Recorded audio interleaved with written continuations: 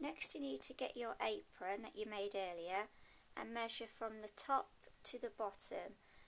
Mine is 23 and we're adding a couple of centimetres for a seam allowance, so we've made it 25 centimetres long in the end. On the practice piece, this is going to be the front of the skirt, and so the apron will be attached to this side of the skirt. The placket that I'm going to put in measures 8 centimetres wide, and this is what it should look like once it's in and done properly. The next placket we're going to do is for the back of the skirt, and this will have the train inside this seam here, and this is what the placket will look like. I'll just show you the back. So we'll start off by making our shapes first, and these are the measurements that we're going to be using. If your apron is longer or shorter than this, then obviously you will change your measurements. I've now cut my two pieces, which are 8 centimetres across and 25 centimetres down. Okay, get the front of your skirt, and we need the right hand side as you're looking at it. Then get your apron and make sure that you've got this the right way around and that you don't put it on backwards.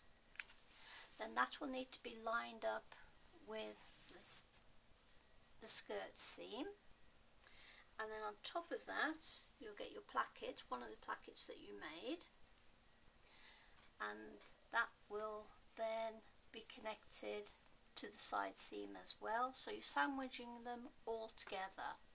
Make sure that you're only going to sew this part of your apron. You don't want to sew in your pleats, so you can pin those back to keep them out the way, and then we'll just pin that down in a moment. At the bottom of your apron, we're not going to be sewing all the way down. We're only going to be sewing as far as where the pleating starts, which is there. So when you put them all together, put a pin there to remind you that you've got to stop at that point. Okay, we've now sewn that on and stopped at where the pleating starts, like there. Now what we're going to do is just cut the material just below the sewing line and as far as the sewing line, so just cut it in and then stop when you reach the sewing line, like so. Right, the next thing you have to do is to press your placket seam like so, and then we're going to turn that under, and this is where the split comes into use, because now the whole placket goes to the inside and you're left with your seam edge for your skirt. So give that a press next. Then you have two options open to you. On the inside of the skirt here, you can either hand sew that down, or if you move all of your apron out of the way, like so, you can actually put this through the machine and run a machine line down the length of your apron. Okay, the next step is to connect the placket to the back piece of the skirt. Have the skirt facing upwards towards you, and we're going to be working on this seam here, and we're going to be doing exactly the same, except this time we're going to be using the train. Make sure you got that the right way round, like so. And if you come over here, Tracy, move all the pleating out of the way. Then what you're going to do is line up this seam with your skirt seam, like so, and then like you did on the other side, you'll then get your placket and sandwich everything together. A bit awkward to show you like this, but I think you get the idea. and then you're going to be sewing it all together exactly the same as the front. Measure the front one as to where you did your sewing from the top to where you stopped your sewing, and then you'll measure this one and it has to be exactly the same and stop exactly in the same place. Sew that placket onto the other side, and we're going to do a similar thing again where you cut.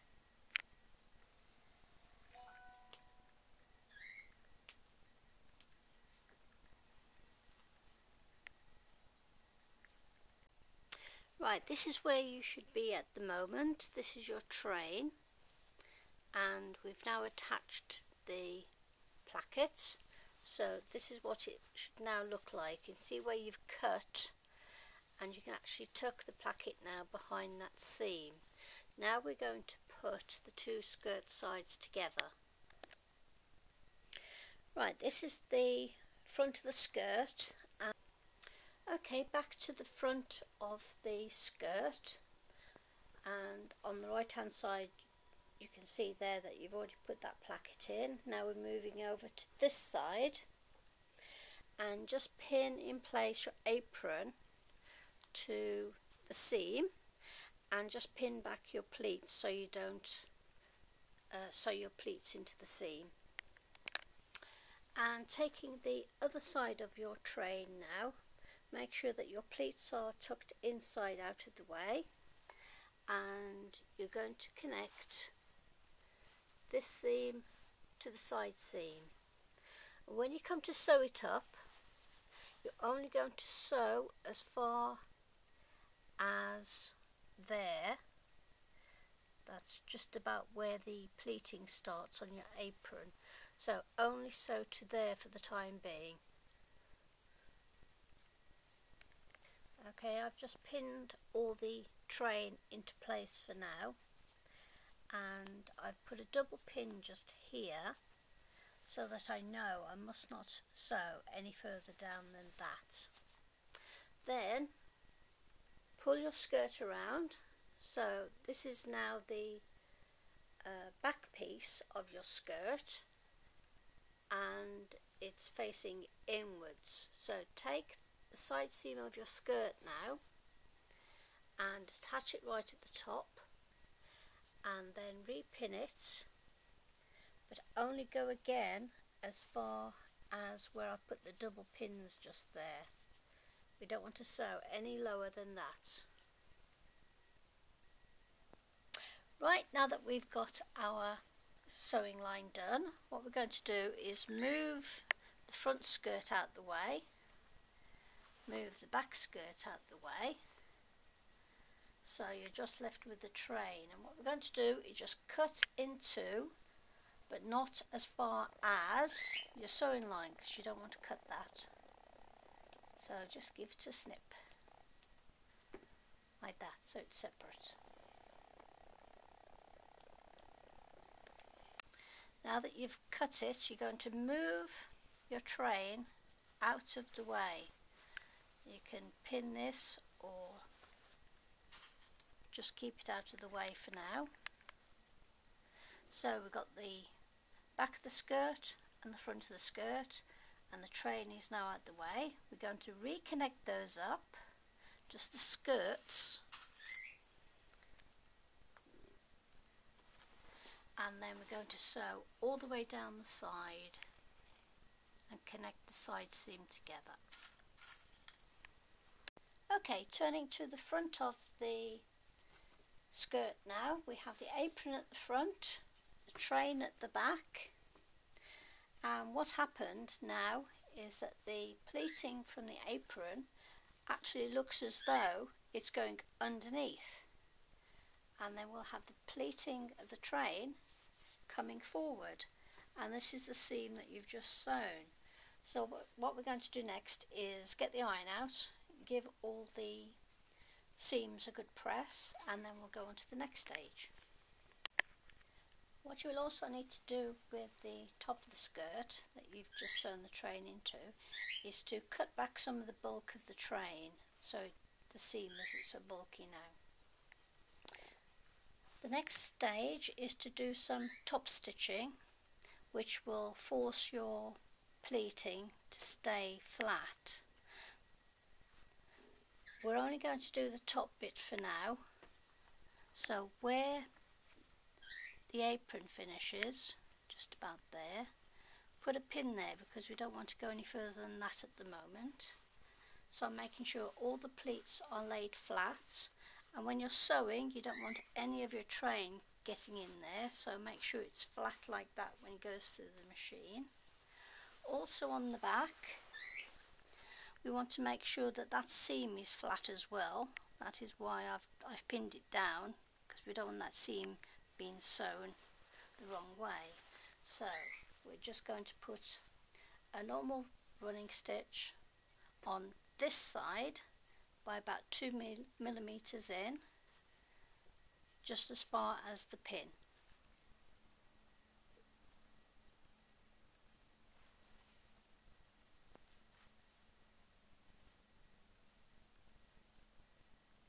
Okay, now we're ready to join up the other side of the skirt. This is the side that had the placket attached to the apron. A few things to do first.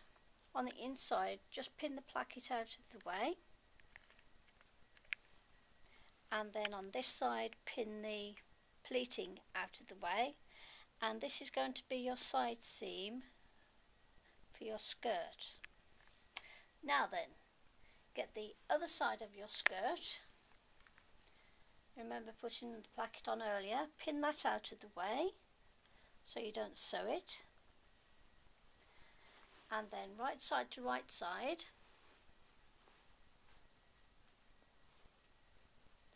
where that sewing finished on that side has now got to be matched up where the sewing finished on this side. We've cut the train so that will be moved inside out of the way so we don't catch it in the seam. Then lay your one seam over the other, like so. A bit fiddly, but it can be done. Yep. And now, like the other side, we're going to join the side seams. So move everything out the way so you don't catch it in your side seam. And then we're just going to pin down there.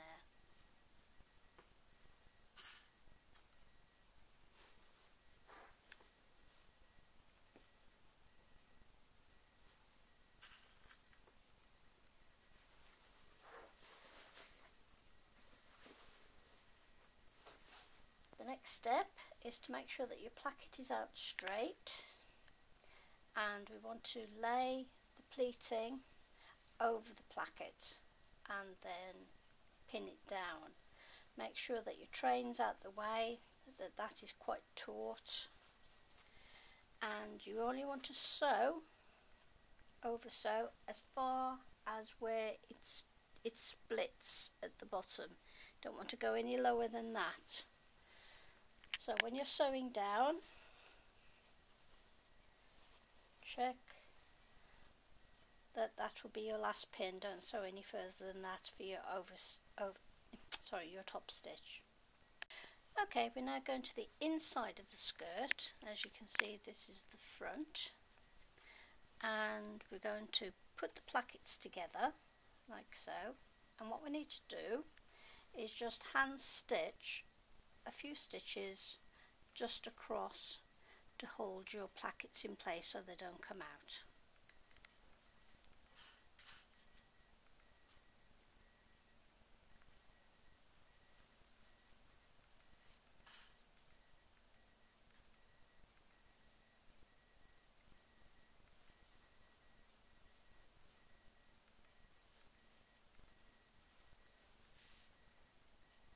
Okay, what you want to do now is to put some hooks and eyes on your opening.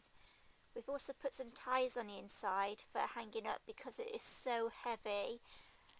It's having trouble staying on the hanger, so you might want to get some really strong ties, and this has been over sewed several times, and there's one on the other side as well, so that's good for hanging up.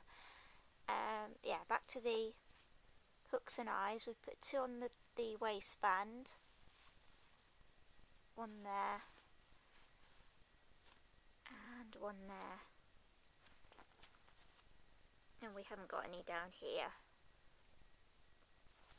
And obviously you need to put your hooks in the corresponding place, so that when it's on you, it just fastens up over the side.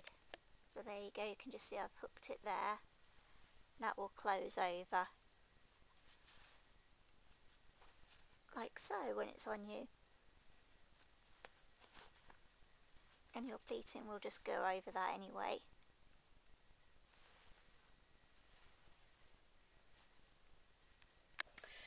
Right, to get the length of your waistband, what you need to do is write down what your waist measurement is.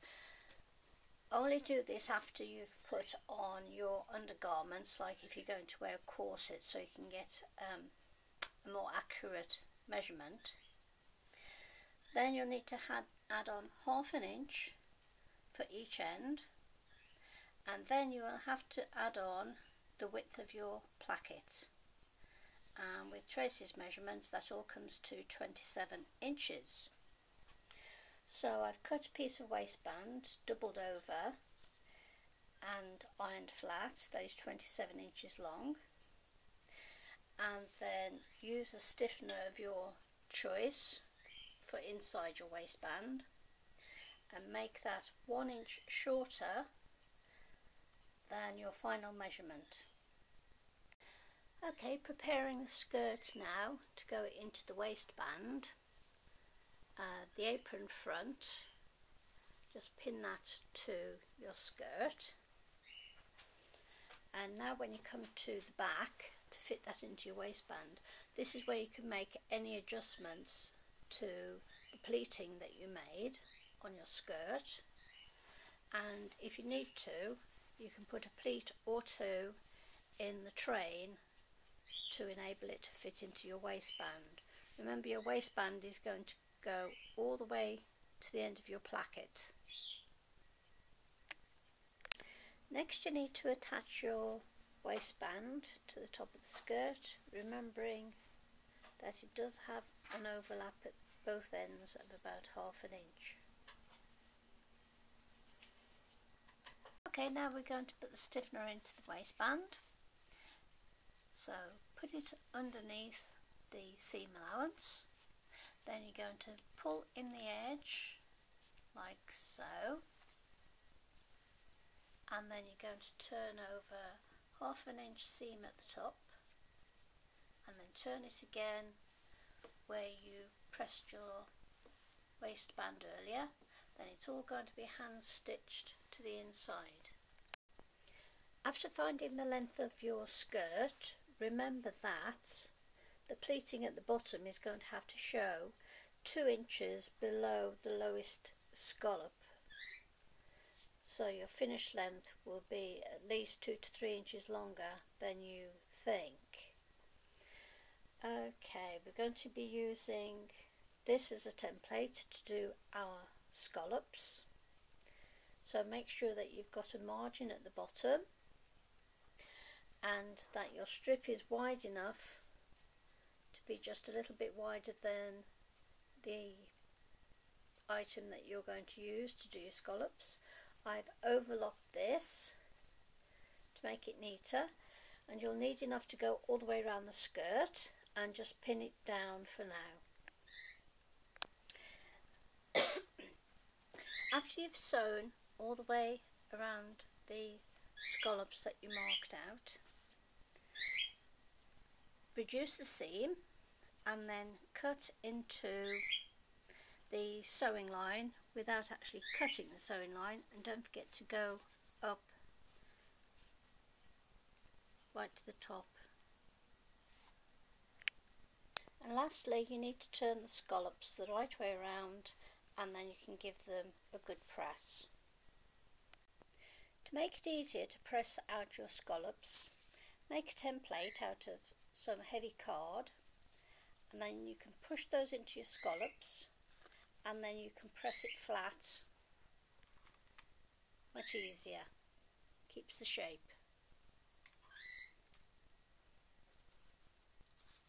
There we go.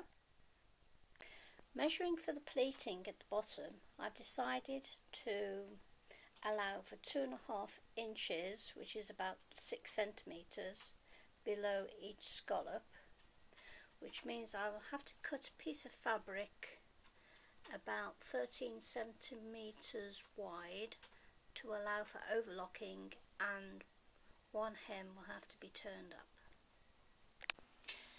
After making all the pleating, the last thing that needs to be done to the dress is to just tack it on to the back of the scallops like so, and then that's it finished. The way I've decided to sew on the beads to the apron pleating is to first of all sew on one row at a time, and I've done 6 bicone beads followed by a flower, and then that is secured onto the top of the pleat. Then I've started from the beginning again, and this time I'm doing 9 bicone beads, threading it through the little flower, securing it, and then doing the next loop, and then there will be one more row of beads to do, and I think there's about 13 or 14 in that one. That will bring it quite low, doing exactly the same, going up to every flower. What we're using for the beading is 4mm bicone beads in jet black,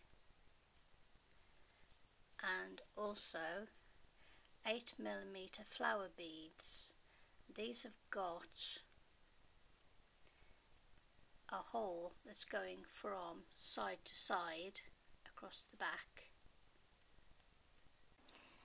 The resin 8mm flower beads came from this place .com.